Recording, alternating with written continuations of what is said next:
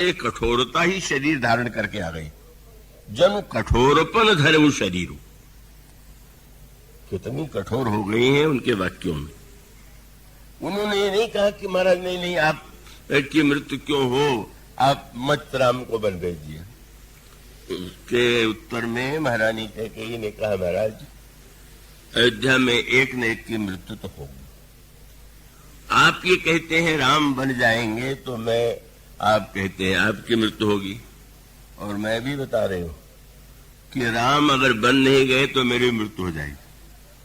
और राम भी बन कई दिन बाद नहीं कि आप बहाना बना के टाल दे के अच्छा भरत आ जाए तब बन भेज देंगे। हो तो प्राप्त मुनि वेश धरी, जौन राम बन जाए तो मोर मरण। प्रातः काल होते ही मुनि का वेश बना करके अगर राम नहीं बन गए तो मेरी मृत्यु हो जाएगी।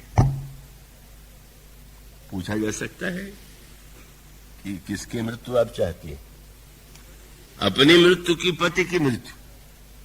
पत्नियां बड़ी समर्पिता होती हैं, भावुक होती हैं, उनकी इच्छा ही रहती है कि मैं पतिदेव के सामने चली जाऊं और मेरे पतिदेव जीवित रहे।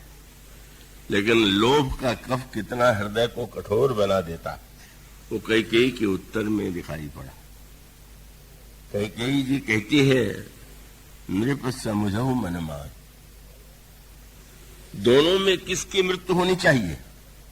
सीधे न कह करके मन में सोचिए। क्या सोचिए? मेरे मरण से क्या होगा आप जानते हैं? मोर मरण रावुर अयश। अगर मैं प्राण दे दूंगी तो आपको कलंक मिलेगा। अभिप्राय क्या है? आप सत्य के लिए प्राण दे देंगे तो आपको यश मिलेगा, और मैं प्राण दे दूंगी तो आपको कलंक मिलेगा। इसलिए मैं चाहती हूं कि आपका यश बना रहे। यही तो अर्थ हुआ। मोर शब्द कितना चित्राई से बोले, याद रखिएगा, होत प्रात मुनि वेश धरि जौन राम बन जाए। मोर मरण, पर मरण के साथ रावुर अयश, बड़ा भारी कलंक आपको लगेगा। नृप समझो मन माहे। आप समझिए तो, जरा गहराई से विचार कीजिए। शरीर तो एक दिन जाते ही है, यश बचा रहना चाहिए, तो क्या हुआ आप छोड़ देंगे प्राण तो यश तो बचा रहेगा। मानो इतनी निर्दयता से कोई व्यक्ति अपने स्वार्थ का समर्थन कर सकता है, इतनी निर्दयता से अपने पक्ष में तर्क ढूंढ सकता है। वो कैकेयी की वाणी से गोस्वामी जी ने कहा, बस जनु कठोरपन धरे शरीरो। मंथरा ने जैसे अपनी कठोरता को हृदय में इतना प्रविष्ट करा दिया कि महाराज दशरथ की मृत्यु की कल्पना भी उन्हें दुख नहीं देती है, और मृत्यु हो जाने के बाद भी उनके अंतर्मन में कोई दुख नहीं। सब कुछ हुआ तो क्या हो गया, लेकिन मेरे पुत्र को राज्य तो मिलेगा। और जब श्री भरत ने पूछा, कहो पितु मरण हेतु महतारी, पिताजी की मृत्यु कैसे हुई? और जिस समय कैकेयी ने सारी घटनाओं को सुनाया, भरत जी तो ऐसे स्तब्ध हो गए, शब्द ही नहीं निकल रहा। ऐसा लगा कि जैसे मैं बिल्कुल शून्य हो गया, संसार शून्य हो गया, जीवन। भरत ही विसर पितु मरण, सुनत राम बन गौन, हे तू अपन को समझिए थकित रहे। इतने व्याकुल हो गए, कुछ भूल नहीं पा, सोच नहीं पा रहे। और तब मानो स्व और पर के संदर्भ का, हितैषी और हितैषी न का आज सत्य सामने आ गया। मेरा पुत्र भरत है, राम मेरी सौत कौशल्या के बेटे हैं। इस परायेपन की वृत्ति से ही उन्होंने इतने निष्ठुर कार्य किए। लेकिन जिस समय श्री भरत बोलने लगे, तब उन्होंने बाद में भी कहा कि वाह, व्यंग्य की भाषा में उन्होंने यही कहा कि महारानी से बढ़कर के महान कौन होगा। क्या बोले, मोह दीन सुख, अयोध्या का राज्य देने का प्रयत्न कर दिया, इससे बड़ा सुख क्या होगा। मोह दीन सुख सुयस सुराजू, और कितना बड़ा त्याग किया। बोले लीन विधवपन, अब जसा जो विधवा हो गई, कलंक उन्होंने संसार में प्राप्त किया, और कितनी दुर्बुद्धि। और उसके लिए उन्होंने फिर ऐसा कोई कठोर शब्द नहीं था जो उन्होंने कैकेयी जी के लिए प्रयुक्त न किया। तो उन्होंने जिसमें बोलना प्रारंभ किया, तब उसमें गोस्वामी जी कहते हैं, अरे दुर्बुद्धि से युक्त नारी का अगर तेरे हृदय में इतनी दुर्बुद्धि आनी थी तो जन्म लेते ही अगर तूने मुझे मार दिया होता तो उतना बड़ा पाप नहीं लगता। कि जो तय कुमति रही अति तो ही, तो जन्मत काहे न मारी से मोही। और कह दिया कि जब तेरे हृदय में ये दुर्बुद्धि आ गई तो हृदय तेरा फट नहीं गया, तेरे मुंह में आग नहीं लग गई, कीड़े नहीं पड़ गए। इतने कठोर शब्द जो भरत जैसा संत बोलने का व्यस्त नहीं, वो तो बहुत मृदुभाषी।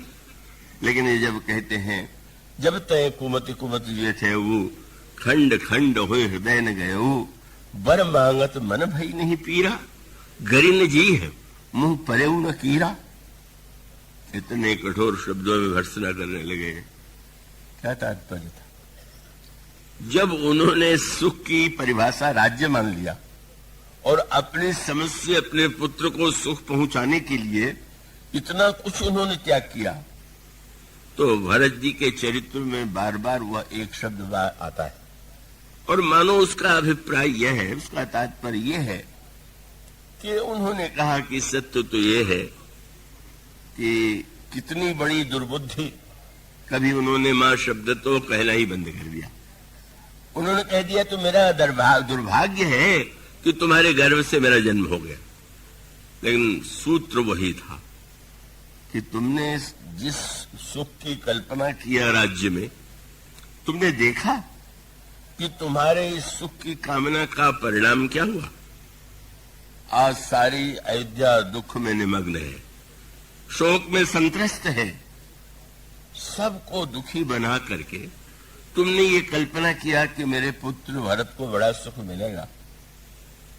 यह संकेत था कि सुख की परिभाषा अगर वस्तुओं को पाना हो और पाने में भी ये सिद्धांत बन जाए कि चाहे जैसे पाया जाए।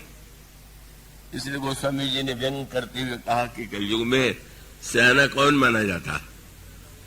अन्य युगों में सयाना वो माना जाता था जो ज्ञानी हो या भगवान का भक्त हो, पर कलयुग में सयाना कौन है? बोलो सयाना वह है कि सोई सयान जो पर धनहारी, जो जितने धूर्तता से चतुराई से दूसरे के धन पर अधिकार कर ले। बोले हाँ ये देखो क्या बुद्धिमान है। मानो व्यंग यही है कि सयानपन का अर्थ तो यह है कि वही श्री भरत जी ने आगे चल करके कहा, इतनी तुम्हारी दुर्बुद्धि थी कि तुमने सुख के लिए और तुमने मुझे सुख पहुंचाने की वृत्ति से सारी अयोध्या को तुमने शोक में दुख में डाल दिया। मानो अगर एक व्यक्ति का सुख हजारों लाखों व्यक्तियों का दुख बन जाए, एक व्यक्ति के राज्य के लिए अगर इतना बड़ा अन्याय अधर्म किया जाए, तो श्री भरत कहते हैं क्या सचमुच वह व्यक्ति सुखी हो सकता है? और तब उन्होंने यही कहा कि वस्तुतः अगर कैकेयी में रंच मात्र सद्बुद्धि होती तो उन्हें समझ में आ जाता कि मेरे जीवन का लक्ष्य क्या है, मैं किस बात को पा करके जीवन में धन्य हो सकता था। और तब उन्होंने हित शब्द का प्रयोग करते हुए कहा, हित हमारी सियपत सेवकाई सो हरिलीन मां तू कुटिलाई। मेरा परम हित तो था कि मैं प्रभु के चरणों की सेवा करूं, पर दुर्बुद्धि की ऐसी व्याख्या की जिसने राज्य से सुख जोड़ दिया और वह सुख संसार के दुख का कारण बन गया। और इसलिए आपने कैकेयी का मुख देखना बंद कर दिया और वहां से क्षुब्ध होकर के मां कौशल्या के पास जाते हैं। मां कौशल्या हृदय से लगा लेती हैं, उनमें अपने परायेपन का तो भेद है ही नहीं। कब भरत को राज्य मिलने वाला है, इसको देख करके मां के हृदय में कोई ईर्ष्या नहीं उत्पन्न हुई। ये नहीं हुआ कि भरत के कारण मेरे पुत्र को वन में भटकना पड़ रहा है। यही मानो दोनों में अंतर है। क्रियापरायण व्यक्ति जो है बदला चुकाने में विश्वास रखता है। जो जितना बदला चुकाने वाला व्यक्ति होगा वो उतना क्रियापरायण होगा, और जो सद्भाव जिसके हृदय में होगा, विचार होगा, भावना होगी, वो बदला क्या लेगा? बदला लेने की वृत्ति का अर्थ ही क्या उसके जीवन में।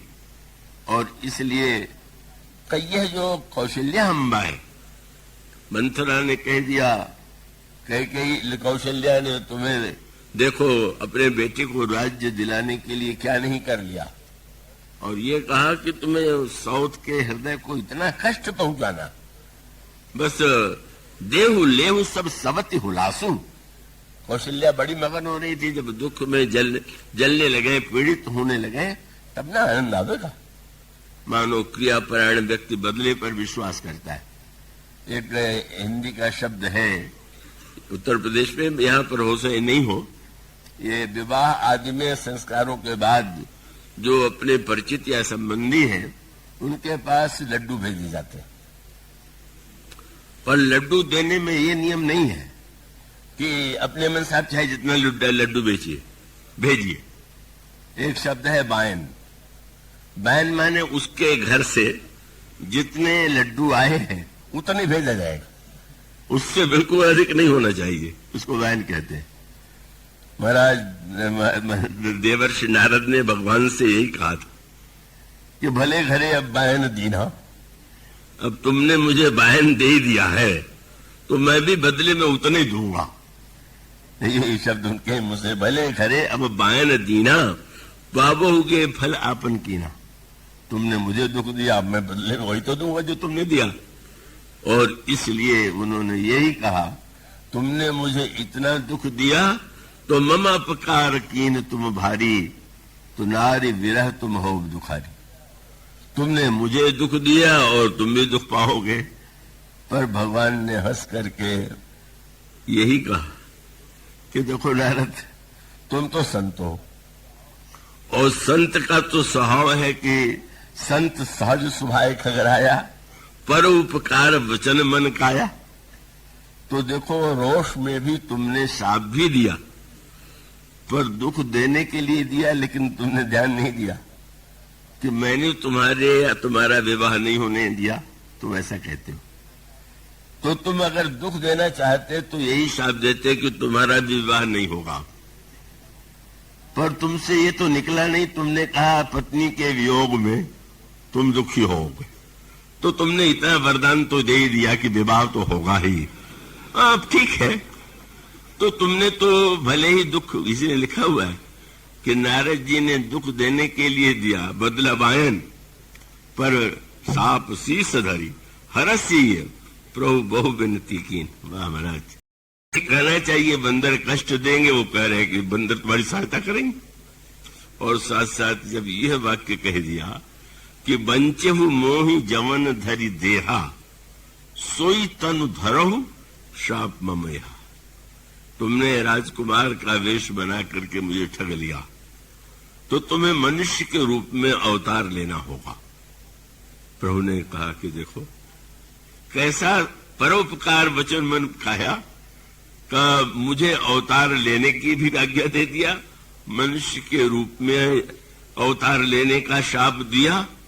मानो सारे संसार का हित इसी में तो था कि मेरा अवतार हो। और प्रभु का जो अवतार होता ही है वो तो संसार के समस्त प्राणियों के हित के लिए ही तो प्रभु अवतार देता।